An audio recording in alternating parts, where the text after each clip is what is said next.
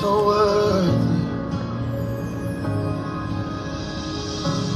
You spoke those words, let there be light, and there was.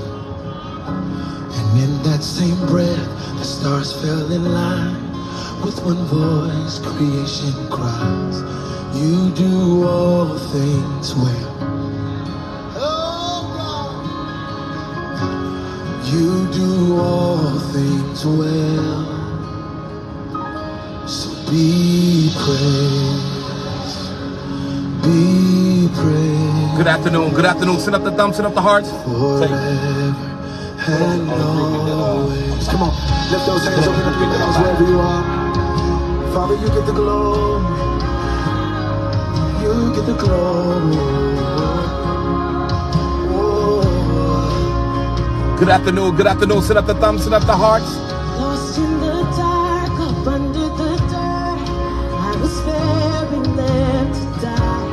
I heard your voice, and you do all things well. From the tomb I came alive. You do all things well. Be praised, be praised, be praised, be praised, be praised, Forever, forever. and all. Come on, can we raise it one more time? Say, be praised. You get the glory, Jesus. You get the honor, Jesus. It belongs to you. So be praised. Good afternoon, good afternoon, good afternoon. Send up the thumbs, send up the hearts. Invite somebody in.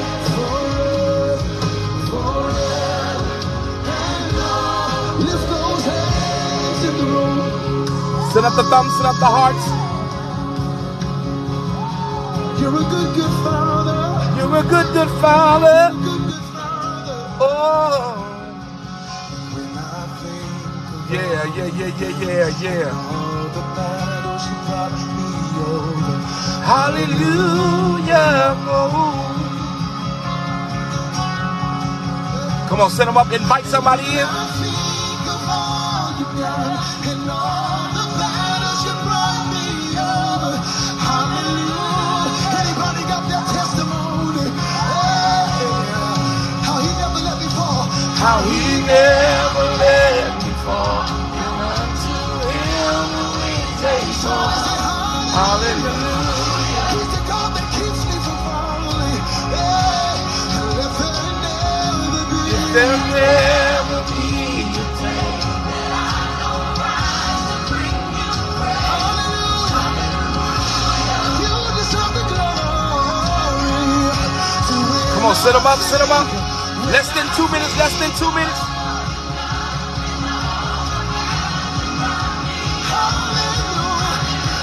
Less than 2 minutes, less than 2 minutes. Jesus, and all he's done for me. How he never let me fall. Never into. And when I wake up in the morning, Yeah. I give you the glory. Let there never be a day.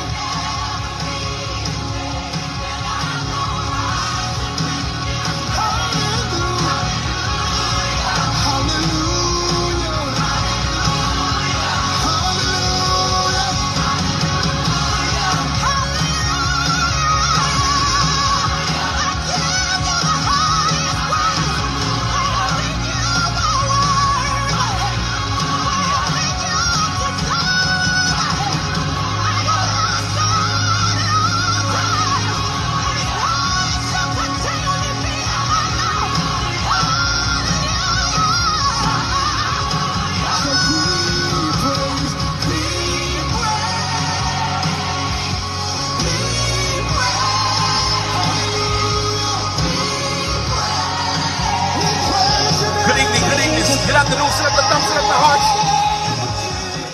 Well, let me go ahead and get started. Before we dive into the meat of this message, I need every one of y'all to please do me one huge favor. I need every one of y'all to please share this right now. And after you shared it, just simply type in the comment section that I shared it. It's going to be good, y'all. I got a quick word, y'all, but it's going to be effective, y'all. So, again, go ahead and share this, and I'm going to give you a minute and 13 seconds. Tag everyone you know. This word here, it's going to bless you. That's how long I'll bring you praise. Yeah. That's how long you were. You've been good for a long time. That's how long I'll bring you praise. Forever is a long That's how long you were. but you've been blessing me for a long That's how long I'll bring you praise. forever. That's how long you were. You deserve the glory. Come on, tag them in. For thine is the kingdom, That's how long you were. the power and the glory. It's yours forever. 45 more seconds, 45 more seconds. And after you share it, just simply type in the comment section that I've shared it. It's yours forever.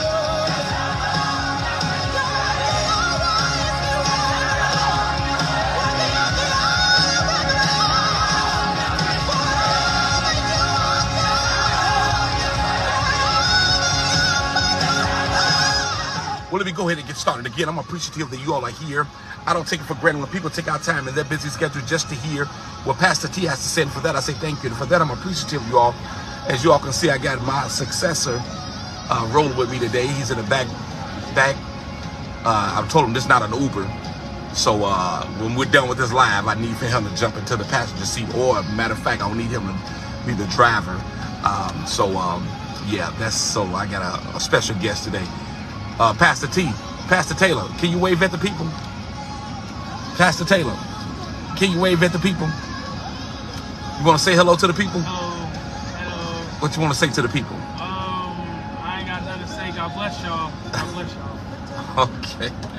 All right. Well, let me go ahead and get started. Again, I'm appreciative that you all are here.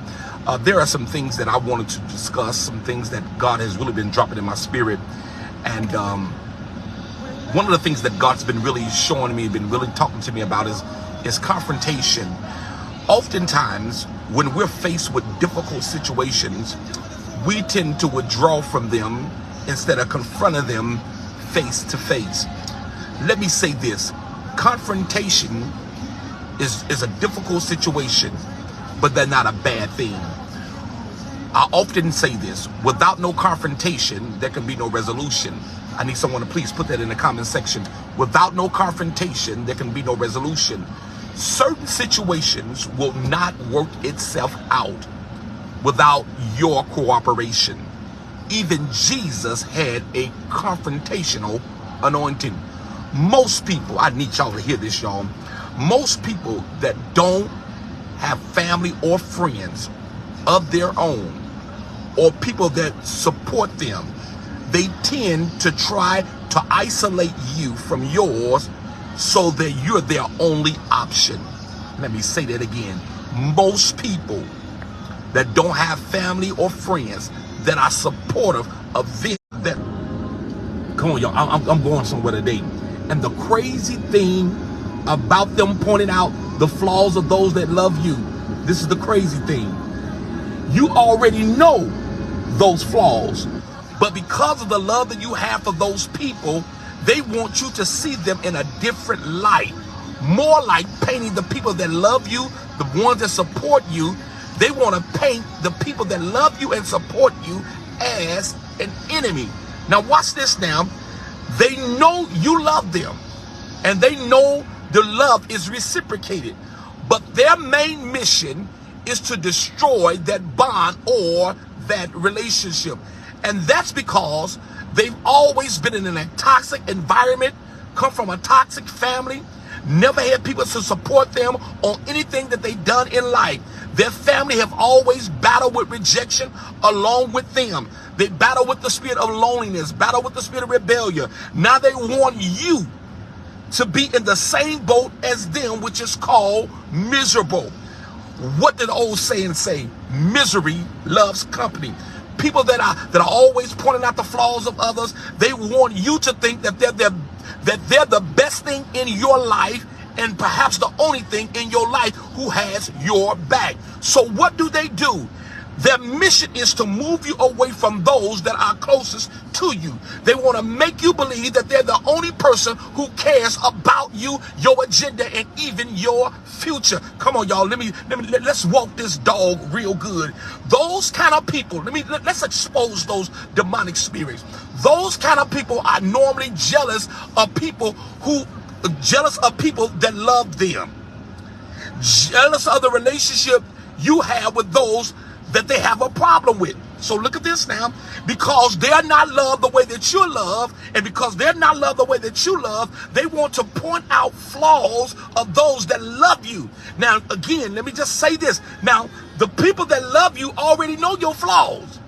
They learn to cope with your flaws. They learn to deal with your flaws. Because after all, they've been around you for a long period of time. But because the person who has a hidden agenda in your life and you don't see their agenda, now they want to harness you and they want to zoom in on your imperfections. All because they never been loved. All because they've been dysfunctional all their life. Now here's the kicker to that. The kicker is the people they have a problem with. Come on, y'all. Let me expose this devil right now. The people they have a problem with usually know their spirit and their agenda. And that's why they're working overtime to destroy that relationship. Hey, you want to know? So what do they want to do? They want you to burn the bridges so they can mistreat you. They want you to mishandle your support system. They want to make it hard for you to restore their relationship again, because they know that when you burn those bridges, you can't go back. And that's their agenda and their assignment in your life. And this has been an old issue that has caused many of us to become bitter, become angry, become hateful, become resentful, and even rebellious, simply because we've allowed those we love to walk over us and mistreat us any kind of way, paint a bad picture in our minds against those who really love us. Now watch this now. This is not a contradiction, but it's a contrast. For certain situations, the best way to confront it sometimes is to become silent. Sometimes you can't even address people's agenda. Sometimes you got to create a war room. Sometimes you got to create a room for you and God. And when you create that room for you and God, tell God what's really going on in your heart, then God says, now I'm getting ready to now. So now we can expose the enemy. So now we can expose the enemy. Because the real truth of the matter is, watch this now. Because the real truth of the matter is, certain people like to get a reaction out of you. Certain people like to get a reaction out of you, whether positive or negative, as long as they got your attention. However, in certain situations, silence is golden. I need about 7 people just to type in silence is golden. Come on, 7 people, just type in silence is golden.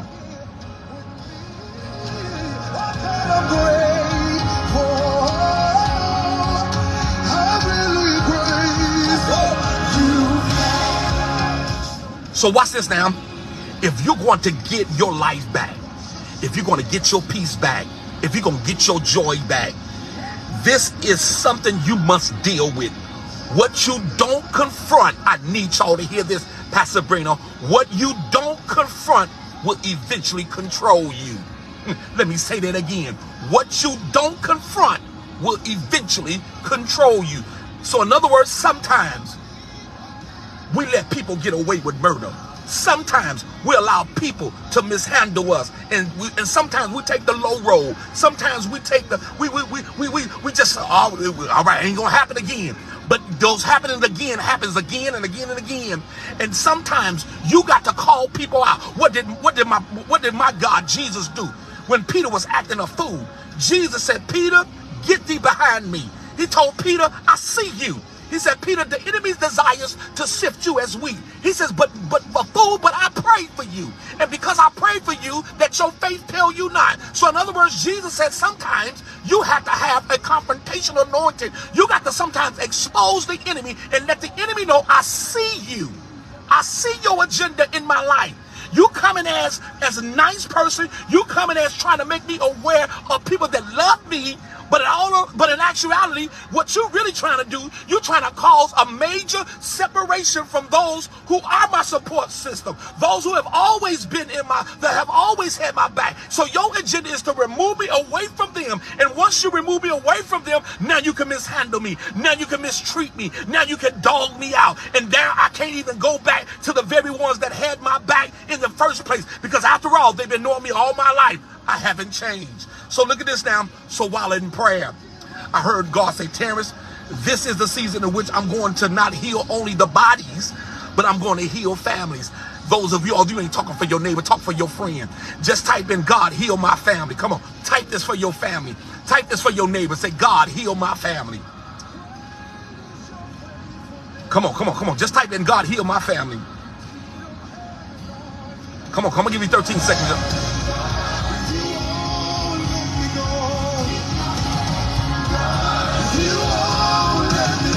Just type in, God, heal my family.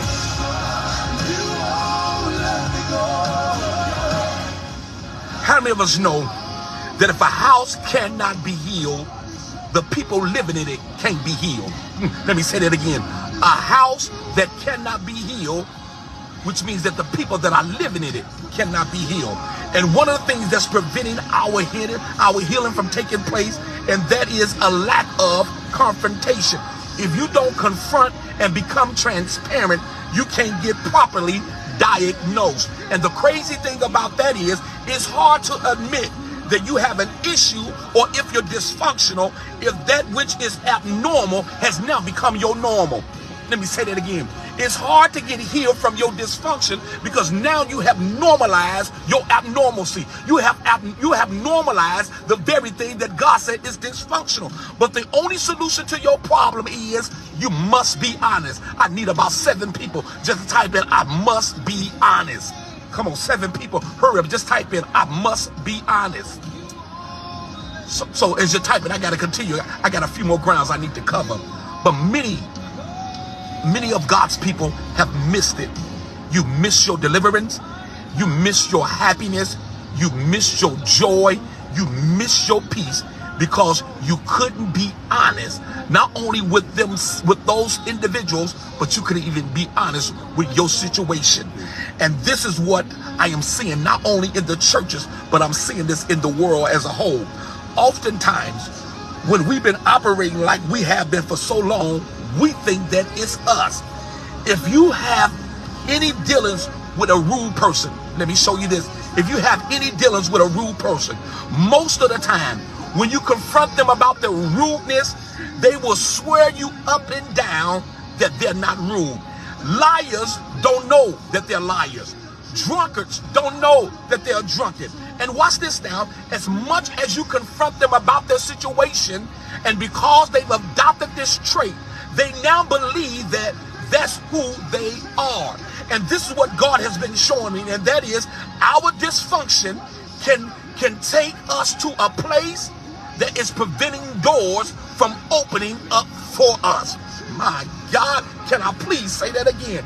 Our dysfunctions, the things that we cope with, the things that we live with, the things that we say we don't have a problem with. And because we cannot confront our dysfunction, because we have not identified our dysfunctions, the doors that God wants to open, the doors that God was going to open cannot be opened because God says, I can't even trust you, because if I open those doors, you'll mess it up. And this is what God has been showing me, and that is that harboring spirit leads to daily routines. So in other words, because it's been around for us for so long, now that thing is around daily. And not only is it around daily, but it's now working against us. So you battle with anger, you battle with bitterness, and you don't deal with it. Now there's a strong spirit of depression that is attached to you. And this is what God spoke to me about the spirit of depression. He said, Terrence, the spirit of depression is nothing but suppressed pain. I need about 7 people just to type in, God, heal me of my suppressed pain. Come on, 7 people, hurry up. Just type in, God, heal me of my suppressed pain.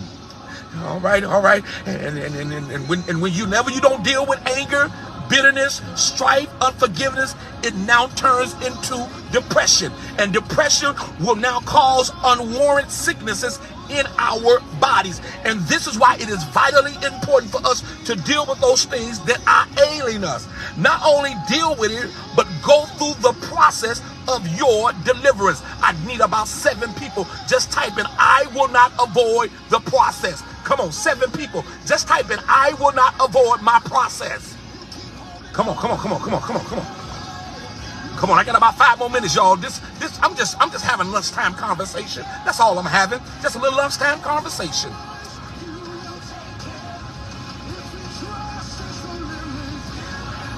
Not only deal with it, but go through the process of your deliverance. Because how many of us know when you don't deal with those lingering or those harboring spirits, that thing will now take over you. And whenever anger, strife, unforgiveness, bitter takes over, now there's a strong spirit of rage, wanting to get even, and even murder now takes on your mental capacity. And this is what's going on in the body of Christ and even in our society today. What's going on? Those that are anointed to be in our lives, we hurt them. Let me say that again. Those people that God has strategically placed in our lives, but because we've been wounded, because we've been hurt, and we don't know how to love, even if his love slapped us in the face, we tend to now mishandle those that God has placed in our life to help heal us. But those who don't care about us, look at the crazy thing about it. We mishandle those that God sent in our life to help us, but those that don't care about us talk about us like 10 dogs. We tend to be nice to them. We tend to always forgive them of the mishandling of others. And that's because we have what I call, let me tell you what that's really called, Jasmine. Whenever you mishandle those that God sent in your life, but you tend to be nice to those that you know that mishandle you, talk about you like 10 dogs, what is that called? That is called reverse emotions. What is that called? That is called reverse emotions. What is reverse emotion? Reverse emotions are being overly compensating to those who hate us. Let me say that again. What are reverse emotions? Reverse emotions are being overly compensating to those who hate us or who have shown us how they really feel about us. So in other words, we treat them nice and we know they dogging us out. But the ones that only in our life that have a pure motive, have pure agenda in our life, we tend to make them mad. We tend to treat them bad. So in other words, because we've seen bad behavior or have been mishandled for so long, we start convincing ourselves that the mishandling of people mishandling us, we think that it's normal. And this is what God spoke to me. He said, Terrence, the real truth of the matter is they really can't get control of that. So God took me on wings of imagination. He said, Terrence, those same ones that will mishandle you will be nice to a total stranger. Let me say that again. I don't know if y'all heard what I just said. Those that mishandle you will be nice to a total stranger, which lets me further know that being nice and forgiveness is a choice and not an option. Let me say that again, which lets me further know that being nice and forgiveness is a choice and not an option. I know some of you all are saying, that's because a stranger didn't hurt me. They did. And yes, that could be very well true. But just like you chose to be nice to the total stranger, you can choose to be nice to those that has mishandled you.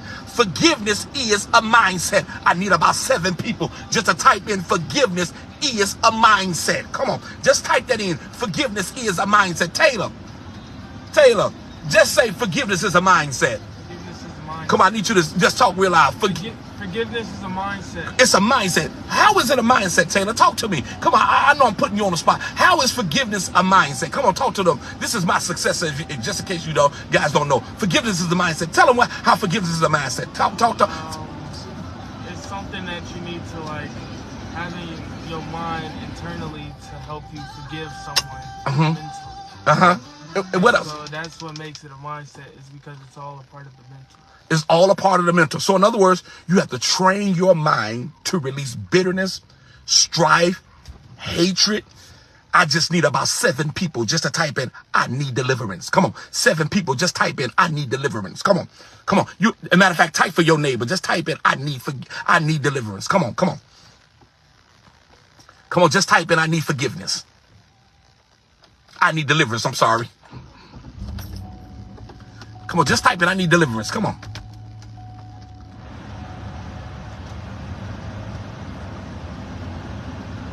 And this is what's going on with my boy David. Because David battled with rejection and isolation, he now doesn't know how to treat those who are closest to him right. Because David was overlooked by his daddy. I'm getting ready to show you this thing starts when you're young. Because David was overlooked by his daddy Jesse. Now he overlooked the dysfunctions that are going on in his own life. He's going with his own life. And as a result, now look at this now, as a result, now his children are all over the place. So in other words, how you handle someone else is a byproduct of how you were mishandled. Let me say that again. How you handle someone else is a byproduct of how someone else handle you. Look at 1 Samuel chapter number 24, verses 4 through 7. 1 Samuel chapter number 24, verses 4 through 7. 7 people, just type in, trust the process. Come on. 7 people, just type in, trust the process. Come on, 7 people, just type in, trust the process. I'm just about done. Whether you believe it or not, I'm just about done. I'll come back and give another soliloquy probably tomorrow. I'm going to do part 2 tomorrow, around about the same time, you know. Let's talk about deliverance for a moment. Deliverance has several stages, several steps, but I want to talk about 3 stages of deliverance. The first step of deliverance is called the process. That's number 1. The first stage of deliverance is called the process. The second stage of deliverance is called the test. All right. The second stage of deliverance is called the reward. So in other words, you have the process, you have the test, you have the reward. Someone just type in, be my personal moderator, just type in the process, the test, and the reward. In 1 Samuel chapter number 24, verses 4 through 7, the process was when David was running from Saul. He was in a season where God was forging and developing things in him. That's the first one, which is the process. The process is a place of pruning and purging. This is where many of us, all of us, should I say, we want the reward, but none of us want to go through the process. Many of us, we don't want to go through the pruning. We don't want to go through the purging. We don't want to go through the squeezing, the molding and the making. We just want the reward. But God says you must go through the process, because if you don't go through the process properly, that process has the ability to repeat itself. So the process is a place where you find out that you have more enemies than you do friends. Oh, can I say that again? It's in the process is where you find out that you have more enemies than you do friends. There was a time in David's life when all David saw was pain and didn't realize what God was doing. Even though David was a son, he still had a calling upon his life to be a king. We must keep in mind that we serve men and women of God, that God will sometimes use those seasons to prepare us for when we sit in a higher authority. So in other words, many of us, we have missed out on our graduation because we didn't properly go through the process, because we didn't like the molding. We didn't like the way our pastor was talking to us. We didn't like the way our pastors or our leaders was preparing us. And because we didn't like it, we got in our feelings. And as a byproduct of getting in your feelings, you missed out on your date with destiny. Hello, Jesus. I'm getting ready to show you how Jesus even took his disciples through the process. There was a time when Jesus was real hard on his disciples. As a matter of truth, the Bible said that Jesus even called Peter Satan. He said, "Get thee behind me." There was a time when Jesus he says, man, he got an attitude. He says, man, all I needed for you to do was just to sit with me, just to pray with me for 1 hour, but you jokers went to sleep.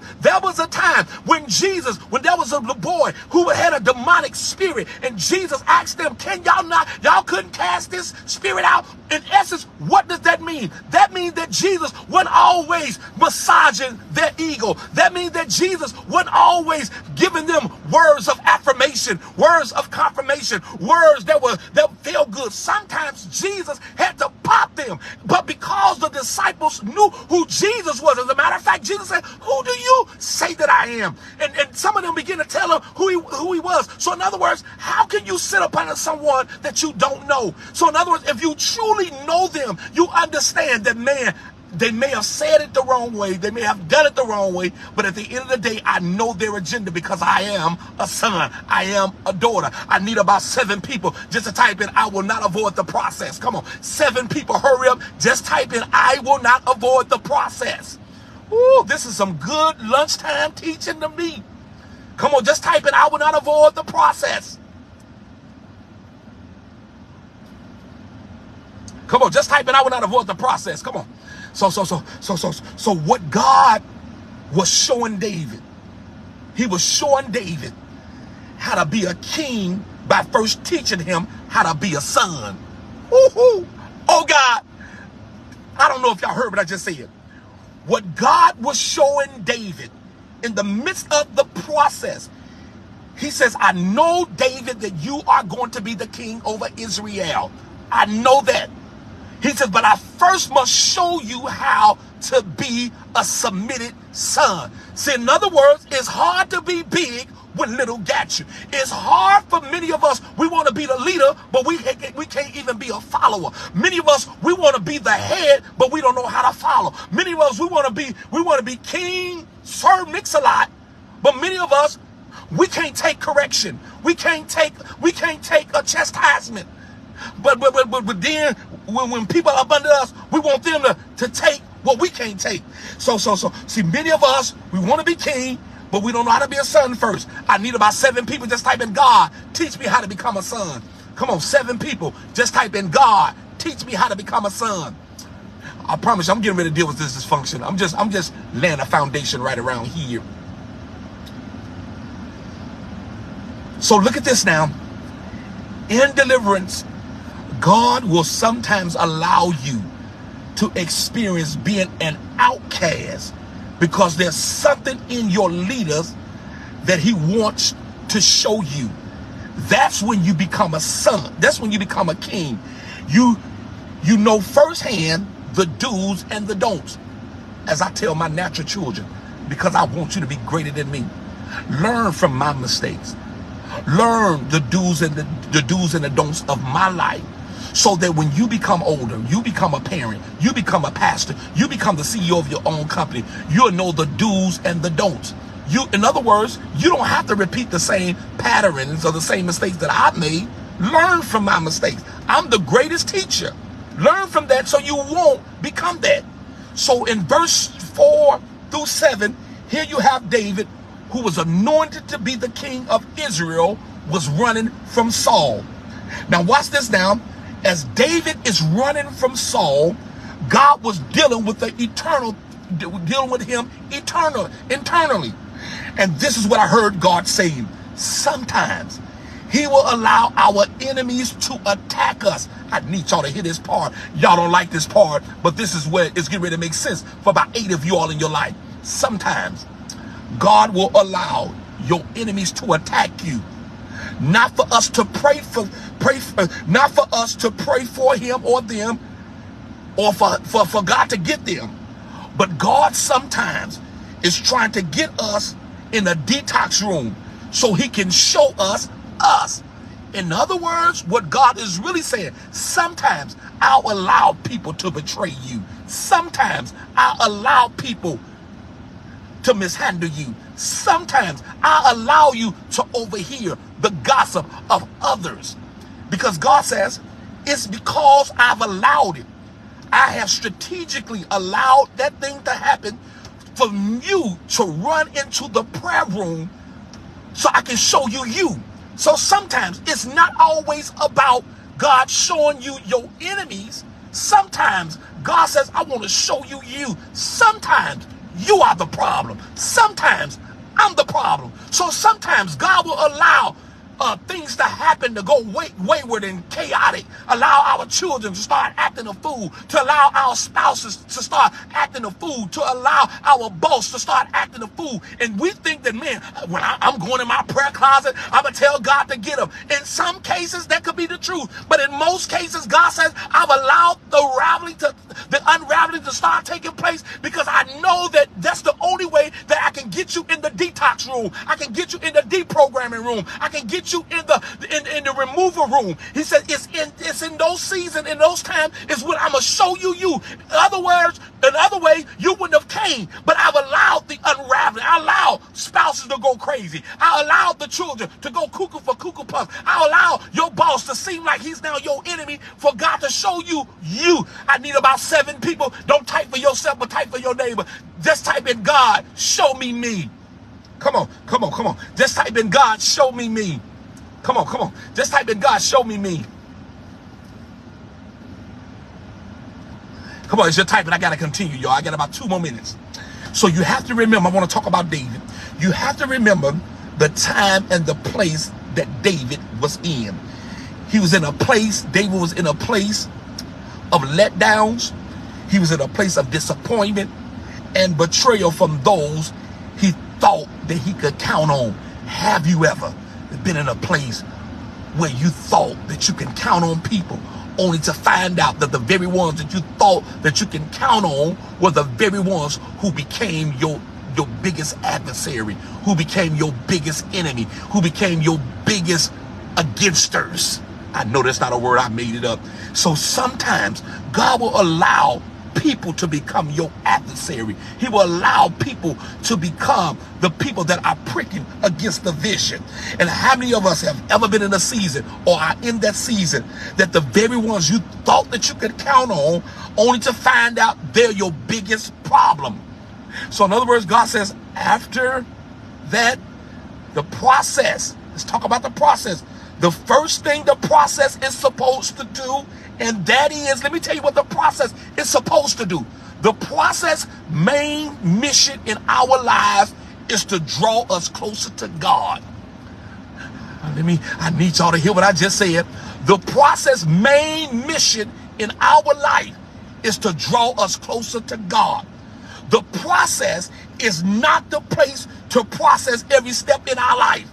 That's not the purpose of the process. The purpose of the process is not for us to process every purpose in our life. Look at Isaiah chapter number 8, verse number 13. Come on, Taylor, give me my Bible. Give me my Bible out of here. Give me my Bible out of here. This is my worker here today. Isaiah, someone just please be my personal moderator. Isaiah chapter number 8, verse number 13.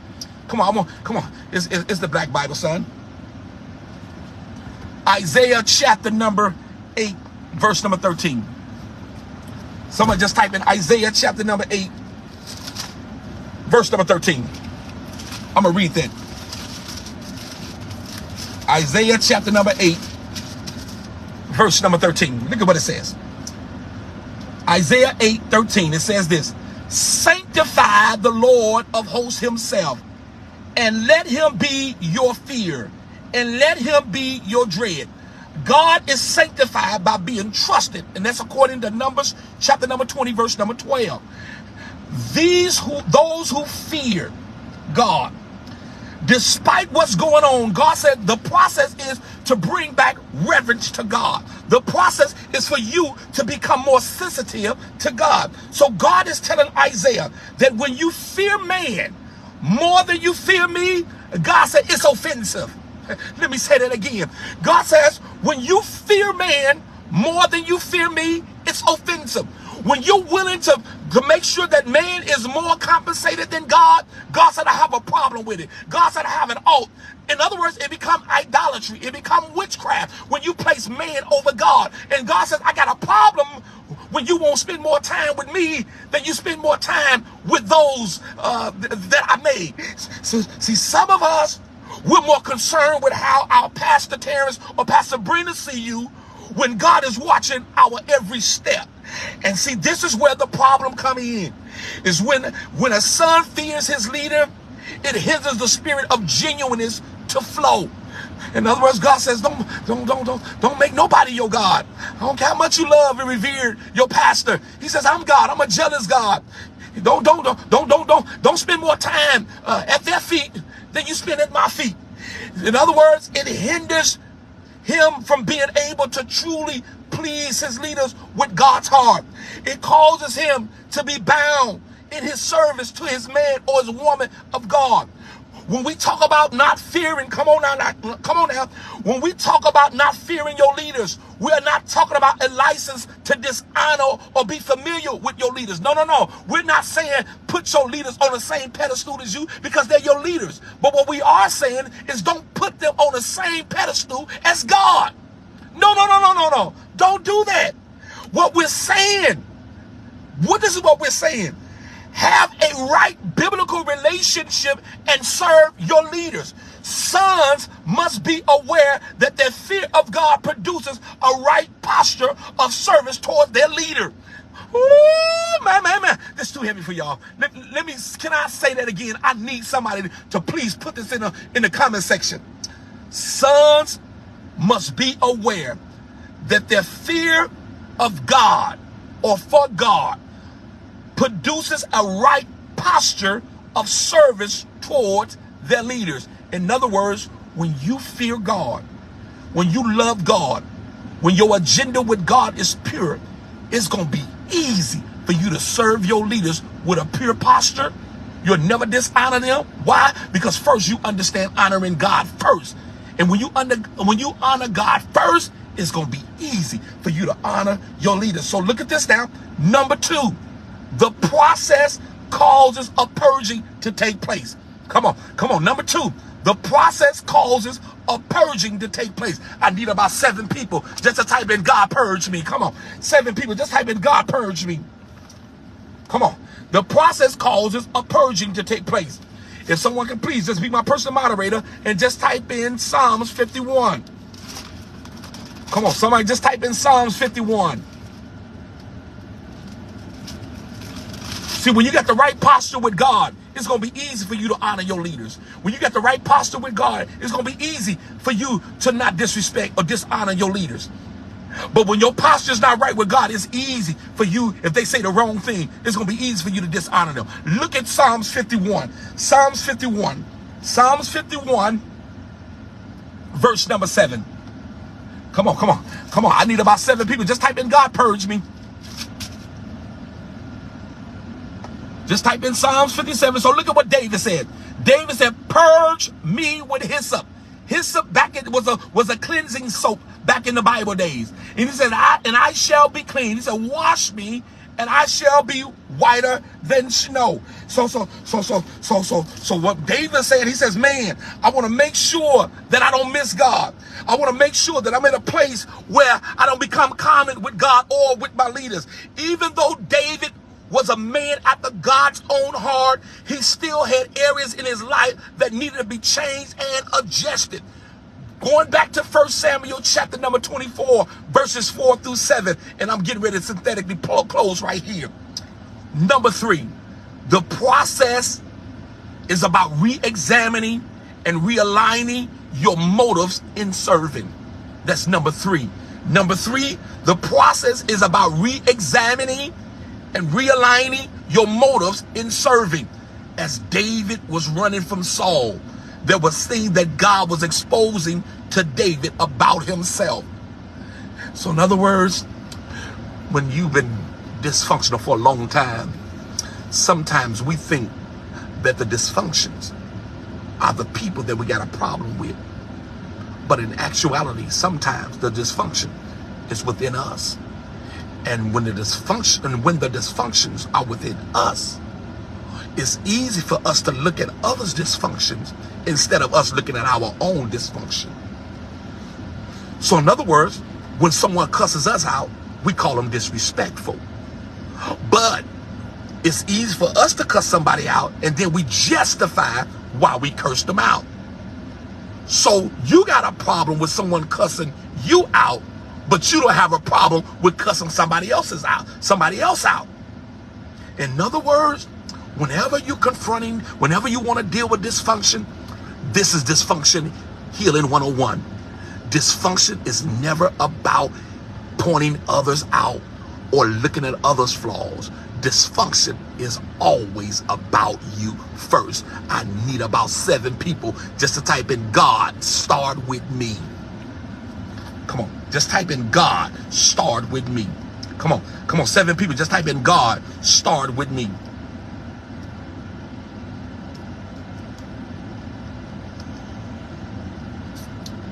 Come on, just type in God, start with me.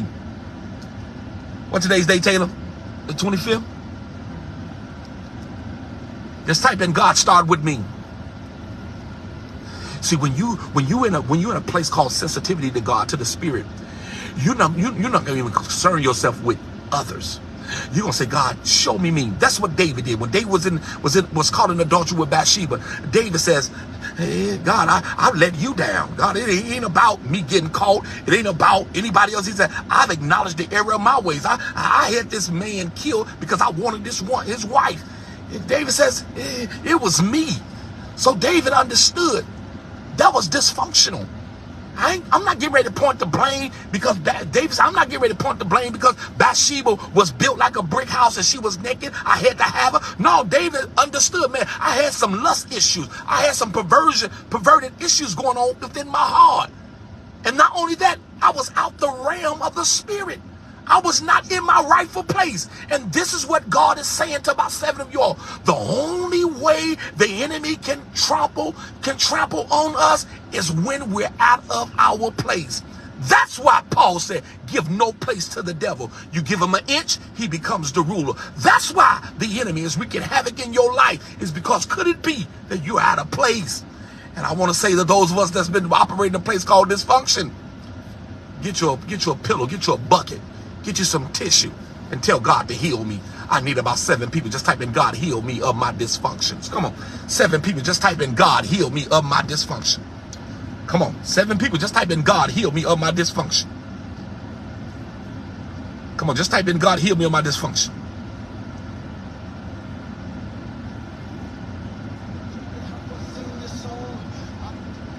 Just type in God, heal me of my dysfunction. I'm done. Y'all should have it by now. Let's say it again. So my hope is if my hope is I'll be back tomorrow, y'all. Hey. If this message was a blessing to you and you enjoyed this message, I dare you right now to sow. If you enjoyed this message, I dare you right now to sow. The information cash app is $TDH Ministry 721. If this message was a blessing to you, $TDH Ministry 721. To do cash app, you can do Another Chance Ministries 12@gmail.com. I dare you to sow on good ground. This is good ground today, y'all. We're going to come back. We're going to deal with this dysfunction. I dare you to sow right now. For those of you all that are coming on the tail end, I dare you to watch this from the beginning. God's going to heal you of that dysfunction. some of you getting ready to have the best sleep you've had all year. Tell them, my peace is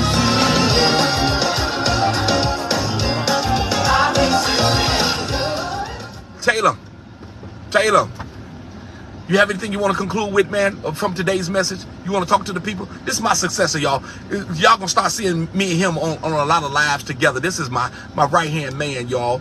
All my kids are, they are my right-hand men and women and women, amen? Taylor, go ahead and conclude with this. Give us a word on what you heard on today. Talk up and move your hands and come up here and talk to the people. Move your seat up, something. Basically, come on, talk up. They can't hear you. It's time to live right, and it's time to live for Jesus, and come get saved at FFWC. I didn't tell you doing an invitation. I told you to kind of summarize today's message. That's all I got a summary next time. He said he's going to have a summary next time. Tomorrow, me and Taylor, we're going to go live tomorrow. It's my baby, y'all. We're gonna go live tomorrow. We're gonna kind of like tag team tomorrow. Him and I'm grooming him to become my successor, and so we're gonna start tomorrow. You gonna be up to it, Taylor, tomorrow if we go live tomorrow? Yeah. Somebody said, what is? Somebody said, what's Taylor Cash App? They want to sow. What's your Cash App, Taylor? Come on, tell people your Cash App. Cash sign. No.